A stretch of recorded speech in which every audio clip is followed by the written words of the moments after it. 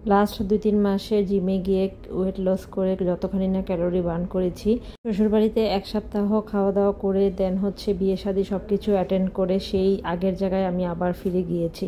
মুখ চোখের অবস্থা দেখে নিশ্চয়ই আপনারা বুঝতেই পারছেন যে মুখ টুক ফুলে একদম একাকার অবস্থা হয়ে গিয়েছে। যাই হোক, বিয়ে বাড়িতে তো একটু তো মোটা হইতেই হবে, না হলে তো বিয়ে বাড়ি আর কিসের জন্য। এটা হচ্ছে আমার সেজন্য অনাসের মেয়ে, মানে সম্পর্কে আমার ভাগ্নি, ওর হচ্ছে বিয়ে। তো ঈদের 3য় দিন ছিল ওর গায়ে হলুদ, তো আজকে হচ্ছে সেই গায়ে হলুদের দিন। সকালবেলা ঘুম থেকে উঠে আমি মোটামুটিভাবে ফ্রেশ ট্রেশ হয়ে দেন হচ্ছে আমি সোজা চলে যাব আমাদের যে ফুলবাড়ি বাজার ওখানে।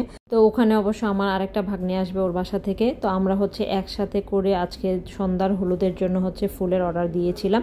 তো সেই ফুলগুলোই হচ্ছে আমরা দেখে শুনে এখন কিনতে যাব। তো সেই বাজারে গিয়ে দেখি মানে ফুলের দোকানে এমন অবস্থা, মানে ওই দিন মনে হচ্ছিল যে ওই ফুলবাড়ি এলাকার মানে হচ্ছিল যে অধিকাংশ মেয়েরই বিয়ের দিন ছিল।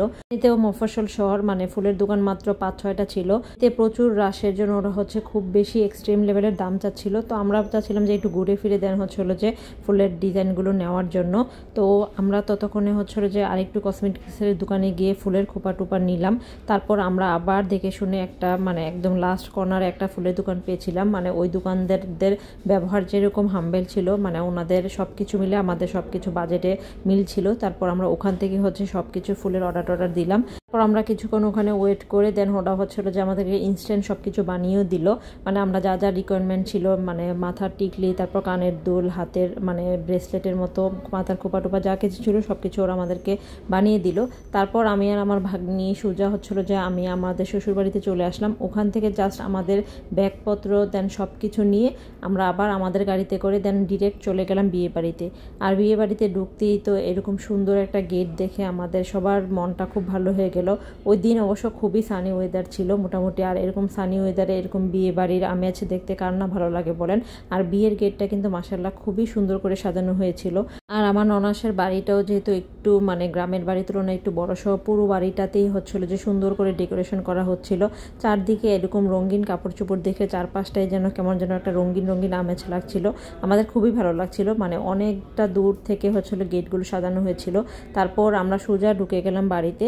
সন্ধ্যায় যেহেতু হলুদ, তো আমরা একটু আগে ভাগে চলে আসলাম, কারণ হলুদের অনেক কিছু আমাদেরকে সাজাতে হবে। আর এই হলুদের দিনে আমার কাঁধে অনেক বড় একটা দায়িত্ব দেওয়া হয়েছে। কি দায়িত্ব দেওয়া হয়েছে সেটা একটু পরে আপনাদের সাথে শেয়ার করছি। এখন আপাতত আপনাদের সাথে বিয়ের যে মেইন স্টেজ, মানে যেখানে বর বউ প্লাস হলুদের অনুষ্ঠান হবে, সেই স্টেজটা আপনাদের সাথে শেয়ার করছি।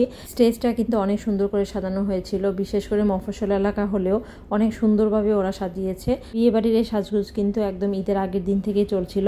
এখন বলছি আমার উপর কি দায়িত্ব দেওয়া হয়েছে।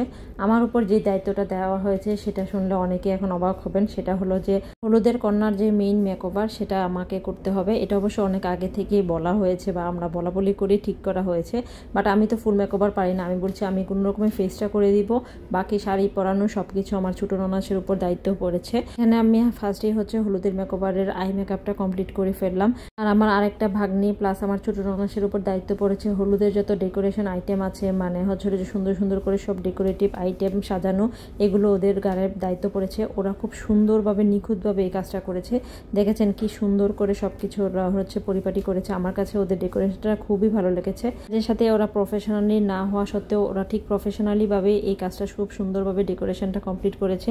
সেদিন এত লাক খারাপ ছিল, মানে সেদিন শুধু বারবার করে কারেন্ট যাচ্ছিল গ্রামের বাড়িতে।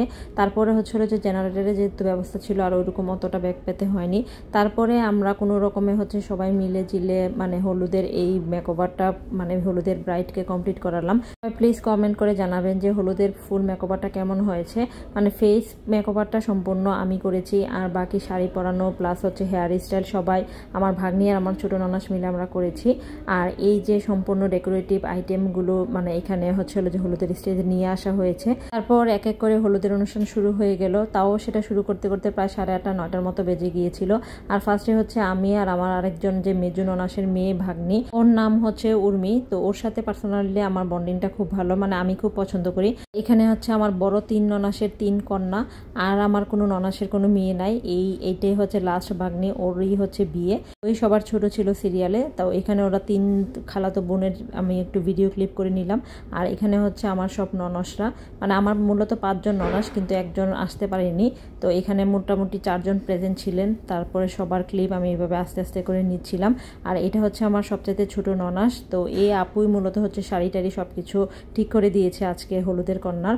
আর এখানে হচ্ছে ভাইয়া, মানে ভাইয়াও খুব ভালো মানুষ। তারপর এখানে হচ্ছে আমরা কি জানি কি করতেছিলাম, মানে এখানে হচ্ছে আমার শাশুড়ি, আমার মানে বড় ননাস, বড় নাম মেজো ননাস, তারপর ছোট ননাস, তারপর আমার সেই ভাগ্নি, মানে আমরা সবাই মিলে দুষ্টামি করতেছিলাম। আর এখানে হচ্ছে ওই যে আমার যে মেজো ননাসের মেয়ে আর হচ্ছে ছেলে, তো উর্মি আর ওর ভাই, তো ওরা হচ্ছিল যে ওর বোনকে হচ্ছিল যে 5 টাকা দিচ্ছিল হলুদে, মানে গিফট হিসেবে।